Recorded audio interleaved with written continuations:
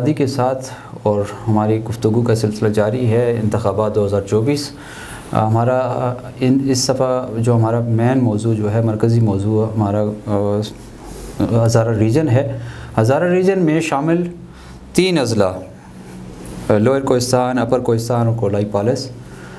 Hazara region میں شامل یہ 3 اضلاع. پہلے ایک ضلع ہوا کرتا تھا، پھر اس کو مختلف ادوار میں 3 اضلاع میں تقسیم کر دیا گیا. صوبائی قومی اسمبلی کی 1 نشست اور 3 صوبائی نشستوں پر مشتمل یہ حلقے ہیں.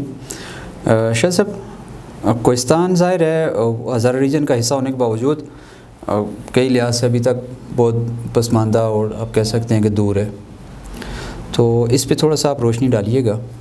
کوہستان کے جو 3 اضلاع ہیں اس وقت جو بنے ہوئے ہمارے سامنے آ رہے ہیں، اپر کوہستان، لوئر کوہستان اور کولائی پالس، یہ 2 قسم کے ایریاز تھے. ایک کو فاٹا کہتے تھے پہلے، ایک کو مطلب جو قبائلی علاقہ تھا، ایک کو پاٹا تھا پروونشل ٹرائبل ایریا. جو صوبے کے ٹرائبل ایریا تھا وہ دریائے سندھ کے اس پار ہے، دریائے سندھ کے شمال میں جو ایریا ہے وہ صوبائی علاقہ تھا، صوبائی قبائلی علاقہ تھا. اور دوسرا جو تھا کوہستان تو وہ ہزارہ کے ساتھ منسلک تھا. صحیح. تو کوہستان کو جس وقت تقسیم کرنے کی بات آئی تو تقسیم کرنے میں ان ایریاز کو قانونی پہلوؤں کے تناظر میں الگ الگ حصوں میں تقسیم کرنا پڑا، اور جس وجہ سے اب وہ حصے چونکہ آپس میں مکس اپ نہیں ہو سکتے تھے تو اس کو قانونی اعتبار سے الگ ضلع کا درجہ دینا پڑا. یہ میں سمجھتا ہوں کہ وہاں کے جو منتخب نمائندگان تھے ان کی بصیرت تھی یا کچھ بھی آپ کہہ لیں کہ انہوں نے چھوٹے چھوٹے یہاں پر مطلب اب ٹوٹل اس کے جو ووٹرز ہیں اس وقت 2 لاکھ ہیں، 96,125 کل ووٹر ہیں. اور کل آبادی سب سے زیادہ ٹرن آؤٹ کم لحاظ سے بھی ٹرن آؤٹ بھی کم رہتا ہے. اور پھر دوسرا آبادی اس کی جو ہے تو وہ ٹوٹل 7,84,711 تینوں اضلاع کی، جی تینوں اضلاع کی ملا کر 7 لاکھ کل آبادی ہے، جس میں سے 2 لاکھ ووٹر ہیں، 1,96,000 ووٹر ہیں. حلقہ اس کا قومی اسمبلی کا ہے کہ صوبائی اسمبلی کے تینوں حلقے ہیں، جو تینوں اضلاع ہیں یہ تینوں الگ الگ صوبائی اسمبلی کے حلقے ہیں. N12 اس کا قومی کا اس مرتبہ N11 ہے. 11 ہے. اچھا، اس مرتبہ یہ N11 ہے. پچھلی مرتبہ جس وقت 2018 کے الیکشن تھے اس وقت یہ میرے خیال میں N10 تھا یا 12 مطلب یہی چلتا ہے، یہ ظاہر اوپر سے اسی ترتیب میں آتے ہیں اور اسی ترتیب میں آتے ہیں، کلاک وائز چلتا ہے. ہزارہ کی جو کانسٹیچوئنسی کے اعتبار سے ہم دیکھتے ہیں تو سب سے پہلی کانسٹیچوئنسی کوہستان ہے، کوہستان سے شروع ہوتی ہے. اچھا، اس کوہستان کی سیٹ کی جو ایک خاص بات ہے وہ یہ ہے کہ ادھر سے پہلے یہاں پر مسلسل 2002 سے لے کر آج تک کبھی بھی ایسا نہیں ہوا کہ ایک امیدوار ایک بار جیتا ہو دوسری مرتبہ بھی وہی جیتا ہو. اچھا، یہ مطلب ہر مرتبہ نیا. اب میں آپ کس کو پس منظر میں آپ کو بتا دیتا ہوں. 2002 کے جو الیکشن تھے ہم پچھلے صرف 20 سالوں میں کنکلوڈ کرتے ہیں کہ عبدالعلیم خان MMA کے ٹکٹ پر جماعت اسلامی سے تعلق تھا، وہ جیتے. انہوں نے 15,600 ووٹ لیے. ان کے مقابلے میں محبوب اللہ جان تھے جو اس وقت آج بھی امیدوار ہیں، انہوں نے اس وقت 10,630 ووٹ لیے. وہ آزاد کی حیثیت سے تھے. وہ PMLN کے ساتھ اس وقت تھے محبوب اللہ جان. اور اس دفعہ یہ آزاد اس دفعہ پیپلز پارٹی کے ساتھ. اچھا، پیپلز پارٹی کے ساتھ جی. انہوں نے 2002 میں 10,000 ووٹ لیے. پھر اس کے علاوہ جنرل مشرف کی کابینہ میں ایک بڑا ہمیں چہرہ دکھائی دیتا تھا، عباس سرفراز خان. عباس سرفراز انہوں نے یہاں سے الیکشن کنٹیسٹ کیا، انہوں نے 7,900 مطلب 8,000 ووٹ انہوں نے لیے. اس کے علاوہ محمد اسلم آزاد امیدوار تھے. یہ 2002 کی بات ہے. باقی 100-200 والے امیدوار تھے. اسی طرح 2008 کے الیکشن میں ہم دیکھتے ہیں تو محبوب اللہ جان جو پچھلی مرتبہ PMLN کے ٹکٹ سے وہ 10,000 ووٹ انہوں نے حاصل کیے تھے. اس مرتبہ انہوں نے 14,000 ووٹ لیے اور یہ سیٹ ون کر کے 2008 کے الیکشن میں جب پیپلز پارٹی ونر ہوئی تھی یہ آزاد جیتے تھے اور پیپلز پارٹی کے ساتھ شامل ہو گئے. نہیں، اس وقت نہیں ہوئے، لیکن یہ پیپلز پارٹی نے ان کا مقابلہ کیا. حاجی مصر خان سے ان کا ووٹ تھا 13,000، مطلب یہ 1,000 ووٹ کے مارجن سے جیت گئے محبوب اللہ جان. اچھا، اسی طرح 2013 کا جب الیکشن آیا تو اس میں سرزمین خان ہم دیکھتے ہیں کہ 2013 کے الیکشن میں سرزمین خان جیتے. اچھا، سرزمین خان اس سے پہلے PML کے ٹکٹ پہ ایک پاکستان مسلم لیگ تھی، ایک PMLN پاکستان مسلم لیگ نواز ہے، وہ PML کے ٹکٹ سے آئے تھے. تو انہوں نے لیکن وہ میرے خیال میں وہی ہے نا جو کافی اس وقت میرے خیال میں کاف لیگ تھی، وہ قائد اعظم مسلم لیگ قائد اعظم، لیکن اس سے میرے خیال میں الگ تھی یہ پاکستان مسلم لیگ. انہوں نے 9,625 ووٹ لیے تھے اور یہ تیسرے نمبر پر آئے تھے 2008 میں. اچھا، 13,000 14,000 والے پہلے دوسرے نمبر پر تھے. اور سرزمین خان 9,000 مطلب 10,000 ووٹ انہوں نے لیے پہلی مرتبہ اور تیسرے نمبر کے یہ کینڈیڈیٹ تھے. اور PMLN کے اس وقت یہاں سے جہازیب خان تھے، انہوں نے 6,434 ووٹ لیے تھے اور 6,439 ووٹ لیے تھے. تو مطلب کہنے کا یہ ہے کہ اس وقت بھی ان کا اپنا PMLN کا ووٹ بینک جو ہے تو وہ جہازیب خان کو گیا تھا سرزمین خان کے مقابلے میں. اگلا الیکشن جب 2013 کا آیا تو 2013 میں سرزمین خان نے یہاں سے ون کیا, 17,498 ووٹ انہوں نے لیے. جے یو آئی کے اس مرتبہ جے یو آئی سے تھے محبوب اللہ جان, جو ہم پیچھے دیکھتے چلے آ رہے ہیں. جے یو آئی کے فورم سے جس وقت یہ آئے تو انہوں نے 12,300 ووٹ لیے, 12,337 ووٹ لیے, جبکہ وہ پچھلی مرتبہ آزاد حیثیت سے 14,000 ووٹ لے چکے تھے. اچھا, مطلب 2000 ان کو پارٹی کا ووٹ کٹ گیا ان کا, پارٹی کا ووٹ نہیں, پارٹی میں آئے, پہلے آزاد تھے پھر پارٹی میں آئے تو 2,000 ووٹ کم ہوئے, زیادہ نہیں ہوئے. صحیح ہے. اسی طرح ملک سید احمد تھے, وہ پی ایم ایل این سے تھے, انہوں نے 11,000 ووٹ لیے. اور پی ایم ایل کے تھے ملک اورنگزیب 2013 کے الیکشن میں, جس سے پہلے سرزمین خان تھے, اس سے ملک اورنگزیب انہوں نے 4,900 ووٹ لیے, مطلب 997 میں 5,000 ووٹ انہوں نے لے لیے. ملک عابد شاہ آزاد امیدوار تھے, انہوں نے 3,800 ووٹ لیے, عبدالغفور نے 530 لیے, اور باقی یہ 225 اور 230 ووٹوں والے تھے.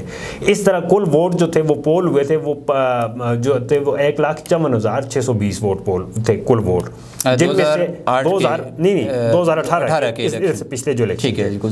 ہاں, اس کا ڈیٹا یہ ہے کہ 1,54,000 جو تھے کل ووٹ تھے, جن میں سے پول ہوئے 63,229 ووٹ پول ہوئے. 63,000 پورے ڈسٹرکٹ میں اس سے پچھلے الیکشن میں پول ہو چکے ہیں.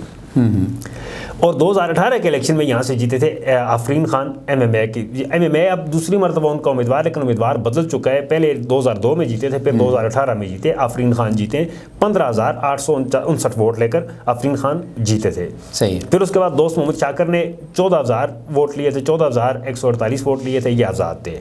محبوب اللہ جان اس مرتبہ پی ایم ایل کیو سے تھے, کاف لیگ سے تھے, انہوں نے اپنا ووٹ مینٹین رکھا, وہی 12,627 300 ووٹوں کا.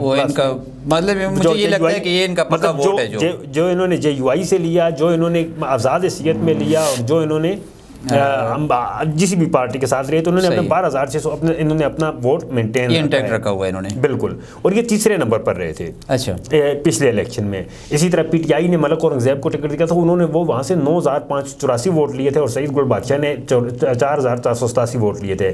پیپلز پارٹی نے وہاں سے 4,000 ووٹ لیے تھے. اب اس مرتبہ پیپلز پارٹی کے آپ دیکھیں, آپ 400 یہ پیپلز پارٹی کے آپ کے پاس اس مرتبہ ووٹ ہیں 4,185 پچھلے 2018. لیکن اس دفعہ ان کا کینڈیڈیٹ محبوب اللہ جان ہے. اگر یہ 12,000 ووٹ موجود ہیں جو ان کا پچھلے 3 الیکشن میں چلتا ہوا آ رہا ہے, اس لیے یہ امکان ہم کہہ سکتے ہیں کہ یہ اپنے ووٹ تھوڑا سا وہ ایک نظر آ رہا ہے کہ چلیں اگر وہ اضافہ ان کو مل جاتا ہے. وہاں پر اقوام کی سیاست ہوتی ہے, ہر علاقہ قوم کا ہوتا ہے, قبائلی سیاست ہوتی ہے, ہر علاقہ میں ایک قوم ہوتی ہے, اور وہ قوم مستقل طور پر دوسری سے اتحاد کرتی ہے, قوموں کے الائنس بنتے ہیں اور ان کے کینڈیڈیٹ ہوتے ہیں. محبوب اللہ جان جو ہے, تو یہ محبوب اللہ جان یہ قوم ایک قوم ہے کہ باقی کے ساتھ قبیلے کے ساتھ اپنے چلتے ہیں, اور کسی بھی پارٹی کے ساتھ ان کا علاق ہو جاتا ہے, اور قبیلے کے ان کے ووٹ 12,000 انہیں مل جاتے ہیں, اور 4,000 یہ مل جاتے ہیں, تو یہ 15-16. تو اس کا مطلب ہے کہ یہ مقابلے میں مطلب وہاں پہ وننگ کینڈیڈیٹ کے لیے 15 سے 16,000 ووٹ اس مرتبہ ان کے پاس پیپلز پارٹی کا ٹکٹ ہے.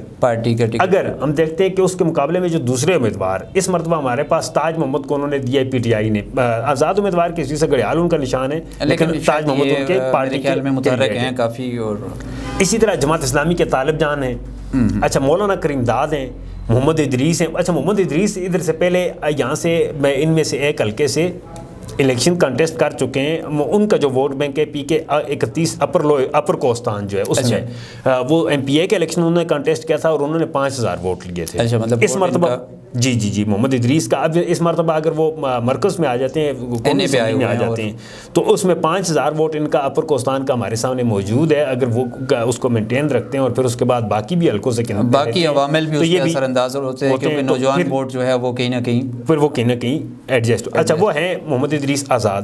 اب وہاں پر ایک اور فیکٹر ہے, وہ ہے مذہبی جماعتوں کی, جو مذہبی سیاسی جماعتیں, اور مذہبی جماعتوں میں سب سے زیادہ موثر وہاں پر جے یو آئی ہے. صحیح ہے. جے یو آئی کو اگر ہم دیکھتے ہیں تو جے یو آئی وہاں پر اس وقت اپنا امیدوار لا رہی ہے صلاح الدین صاحب.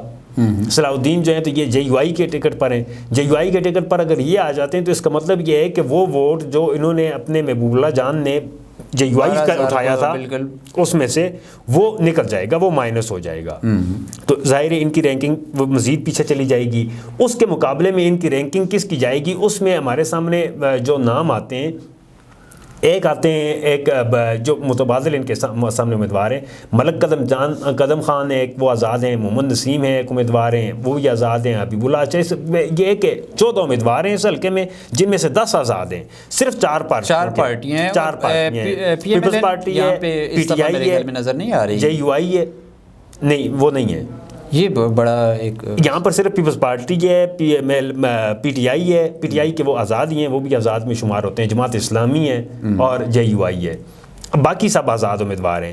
آزاد امیدوار اپنے اپنے قبائل کا ووٹ لیں گے، لیکن وہ ووٹ بڑا مائنر ہوگا، اگر وہ بارگین کے لیے بھی ممکن ہے تو استعمال ہو سکتا ہے، اور پھر وہ دوسروں کے ساتھ اتحاد ہو جاتا ہے قوموں کے اعتبار سے یا کسی صوبائی اس میں، تو اس وجہ سے ہم یہاں پر اس مرتبہ محبوب اللہ جان کو جو ہے تو اس میں رننگ میں اور وننگ میں ایک مطلب اس طرح امکان نظر جو آ رہے ہیں، ایک مولانا کریم داد صاحب ہیں، مولانا کریم داد ان کا افیکٹ کرنے کا چانس اس وجہ سے زیادہ ہے کہ یہ وہاں پر مفتی ہیں، یہ مذہبی شخصیت ہیں، مولانا صاحب ہیں اور یہ اچھے اثر و رسوخ والے ہیں۔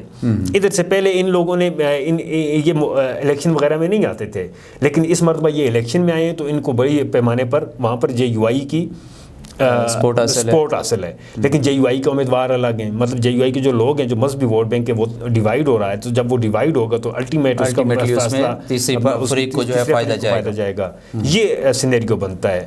اب اور ان کی 3 باقی نشستیں جو ہیں تو ان میں آپ کے پاس جو امیدوار ہیں وہ عموماً بدلتے رہتے ہیں کہ ہر الیکشن میں ایک بندہ ایک ہی پارٹی سے ہوتا ہے، دوسرے مرتبہ دوسری پارٹی سے آ جاتا ہے، تیسری مرتبہ تیسری سے، تو اس کا مطلب ہے کہ وہاں پر مطلب یہ ہے کہ وہاں پہ وننگ ہارس والا زیادہ کنسیپٹ شاید وہ ہے جو پارٹی جس کو کیپچر کر لے، نہیں شخصیات پہ میٹر کرتا ہے، اقوام پہ میٹر کرتا ہے، اقوام کے جرگوں پہ میٹر کرتا ہے، مشران پہ میٹر کرتا ہے کہ وہ مل بیٹھ کر کسی کو وہ امیدوار جس پارٹی میں بھی جائے گا وہ ون کر جائے گا۔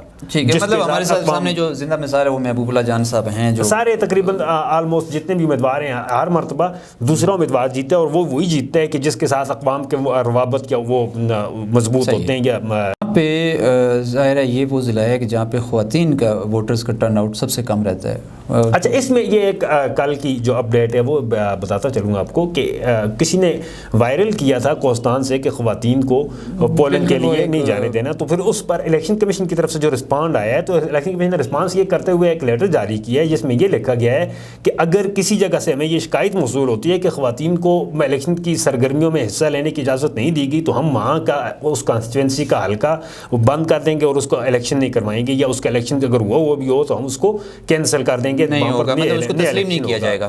تو یہ اس سے یہ امید پیدا ہو چلی ہے کہ اگر اس مرتبہ ایسی کوئی صورت بنتی ہے اس کے پچھلے الیکشن میں کچھ شاید یہ قبائلی اضلاع میں اور اس طرح کی چیزیں کہہ رہے تھے، لیکن یہ ہوا نہیں ہوئی ہے، الیکشن کمیشن نے کیا فاٹا میں ہوئی ہے، فاٹا سائڈ پہ، کیونکہ وہاں پہ خواتین کی نمائندگی نہ ہونے کے برابر تھی۔ فاٹا پہ ایسا ہوتا تھا، یہاں پر ایسا اگر ہو بھی جاتا ہے تو بھی وہ الیکشن کا لازم ہو جائے گا، وہ الیکشن کاؤنٹ نہیں ہوگا دوبارہ، مطلب یہ امیدواروں کی بھی مجبوری ہے اچھا کہ وہ خواتین ووٹرز کو زیادہ دیتے ہیں یا ان کو پولیٹیکل۔ اچھا، اس میں ایک اور اہم بات ہے کہ پی ٹی آئی نے وہاں پر خواتین کی جو نشستیں ہیں جو انہوں نے اپنے برابر کرنے میں جو فیکٹس اینڈ فگرز ہوتے ہیں آپ کے پاس کہ آپ نے اتنی خواتین کو ٹکٹ دینا ہے، تناسب جو ہوتا ہے خواتین کا، تو اس تناسب کو پورا کرنے کے لیے وہاں سے ٹکٹ خواتین امیدواروں کو دیے ہوئے ہیں۔